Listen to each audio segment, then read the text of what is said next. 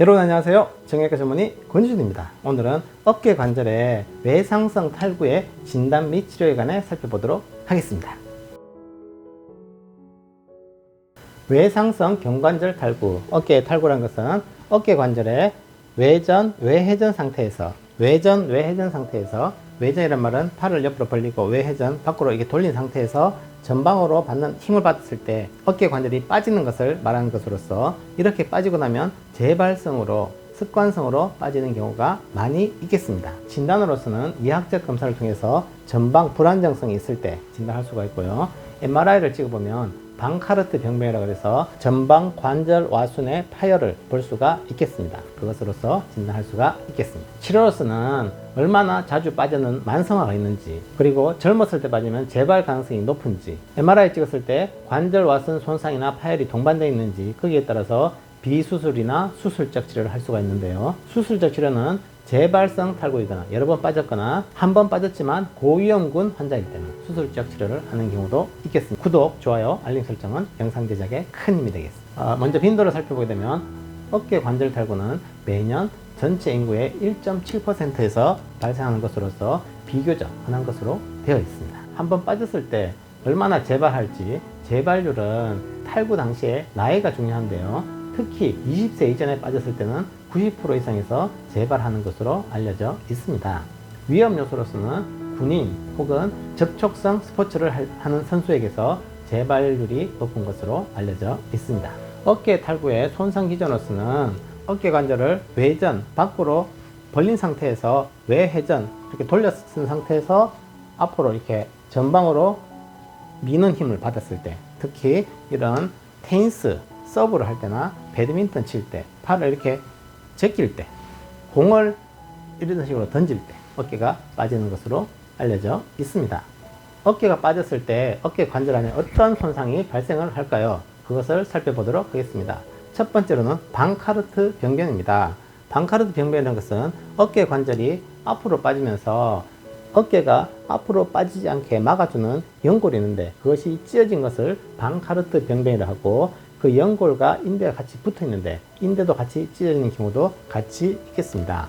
그래서 어깨가 빠진 환자의 약 80에서 90%에서 존재하는 것으로 되어 있습니다. 두 번째로는 해글병변이라고 있습니다. 해글병변이라는 것은 관절 와순과 상완골을 서로 연결해주는 인대가 있는데 이 인대가 상완골 쪽에서 떨어졌을 때, 상완골 쪽에서 찢어진 것을 해글병변이라고 하겠습니다. 해글병변은 주로 중년층이나 여자 운동선수에게서 주로 많이 발견되고요.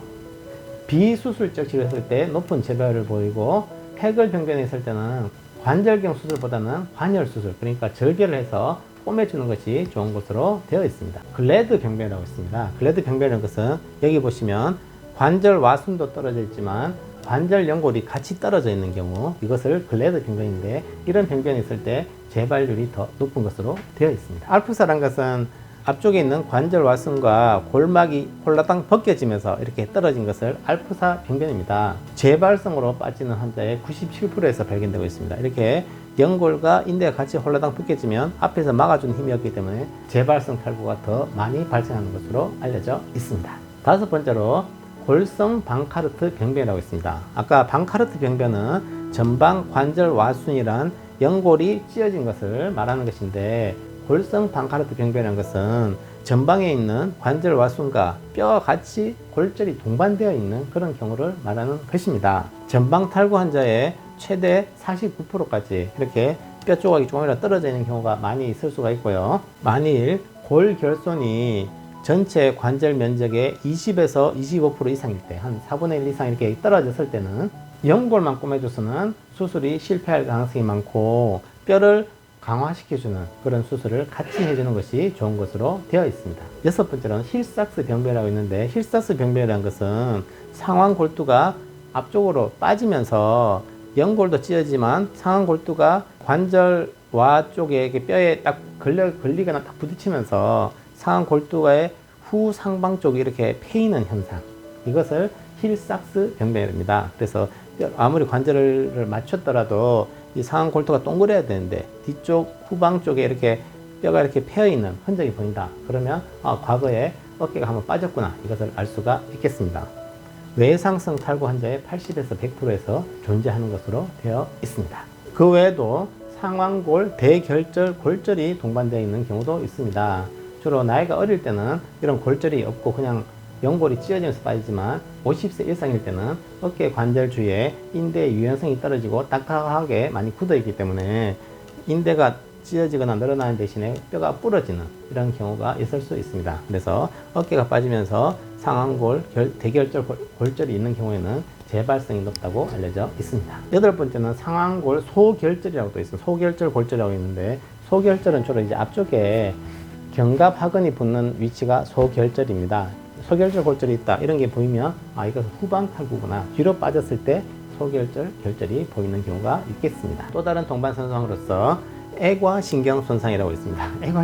애과가 뭔가 하면 겨드랑이라는 뜻입니다. 겨드랑이 밑으로 나오는 신경이 있는데 이 애과신경의 역할은 삼각근을 지배하는 신경입니다. 그래서 어깨 관절이 빠지면서 신경을 누른다든가 신경이 늘어나게 한다든가 그러면 신경이 일시적으로 마비 현상이 있을 수가 있습니다. 그러면 이제 팔을 올리거나 팔을 벌리거나 이런 동작에 좀 제한이 있을 수가 있는데 대부분은 신경 회복이 되는 것으로 되어 있습니다.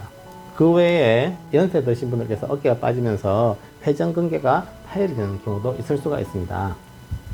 주로 40세 이전에는 30% 미만으로 별로 생기지가 않지만 60세 이상에서는 80% 정도로 회전근개 파열이 많이 같이 동반되는 것으로 되어 있으므로 어깨가 빠졌을 때 연세 드신 분들은 회전근개 봉합술도 같이 염두에 두고 치료하는 것이 좋겠습니다. 그 외에 어깨가 빠지는 분들 중에서 콜라겐 유전성 질환이 있어서 선천적으로 관절이나 피부가 유연한 경우가 있습니다.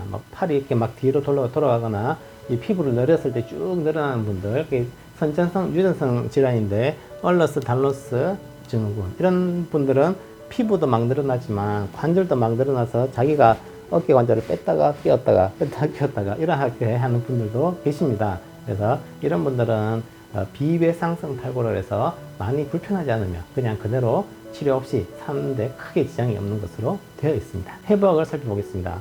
어깨 주위에 여러 가지 뼈가 있습니다. 먼저 상완골이 있고 위쪽에는 견봉 뒤쪽에는 견갑골, 앞쪽에는 쇄골 이렇게 있고요. 어깨를 지탱하는 여러 가지 인대들이 있어서 어깨가 빠지지 않게 이렇게 유지를 시켜주고 있겠습니다. 그리고 다이나믹 스테빌라이저라고 해서 어깨를 움직이고 고정시켜주는 그런 여러 가지 근육들, 삼각근, 그다음에 회전근개, 그다음에 이두근 이런 근육들이 복합적으로 향해서 어깨의 운동을 담당하고 안정성을 유지를 하겠습니다.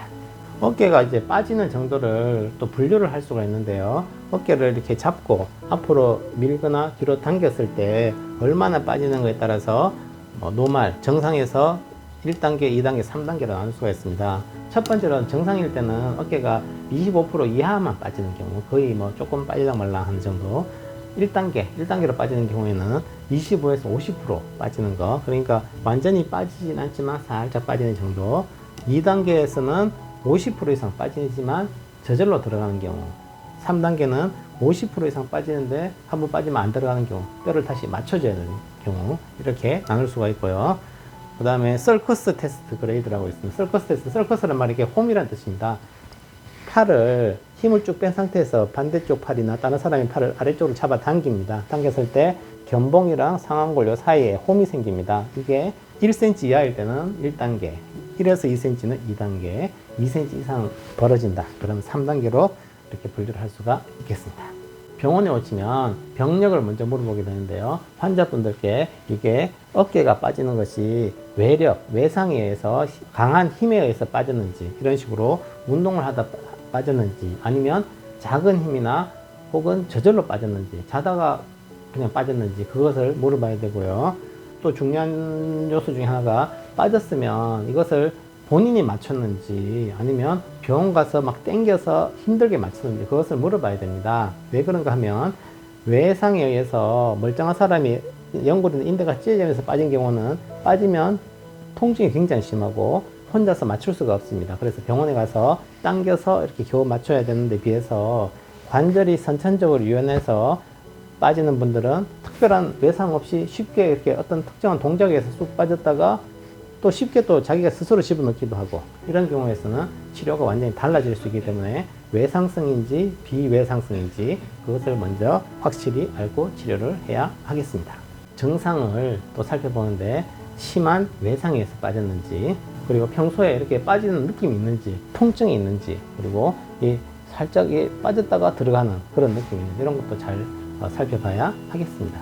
이학적 검사를 하게 됩니다. 병원에 오시면 한 손으로는 견갑골을, 어깨를 잡고 다른 한 손으로는 상완골을 잡고 앞뒤로 이렇게 밀었다 당겼다 하면서 이게 얼마나 빠지는지 검사를 하게 되는데, 정상은 0에서 25% 이하로 빠지는 거, 거의 안 빠지는 경우고, 1단계로 살짝 빠지는 경우는 빠지는 느낌이 있으면서 25에서 50%, 그러나 반은 안 넘는 경우, 2단계는 반 이상 빠지면서 저절로 관절 정복이 되는, 저절로 들어오는 경우, 3단계는 반 이상 빠졌다가 저절로 안 들어오는 경우, 이렇게 나눌 수가 있고요. 검사로서 어프리헨션 테스트가 있습니다. 이것은 팔을 90도로 벌린 상태에서 외회전을 한 상태에서 관절을 앞으로 밀었을 때 앞으로 빠지려는 느낌이 있을 때 불안정성이나 빠지는 느낌이 있다. 그러면 이게 양성이 되겠습니다. 리로케이션 테스트는 어프리헨션 테스트에서 팔을 외전, 90도 외회전 상태에서 어깨를 앞으로 밀어서 살짝 빠지려고 할 때 손을 다시 앞에서 어깨를 밀어줬을 때 정복되는 느낌, 관절이 들어가는 느낌이 있으면 이것은 양성이 되겠습니다. sulcus sign이라는 것은, sulcus를 말하는 홈이라는 뜻인데, 아픈 팔에 힘을 쭉 빼고 반대쪽 손 혹은 검시자가 팔을 잡고 아래쪽으로 쭉 당겼을 때 견봉이랑 상완골 사이에 홈이 생긴다. 그러면 어깨가 아래쪽으로 빠지고 있다는 뜻이거든요. 이런 게 생기면 어깨 관절 탈구의 양성이 되겠습니다.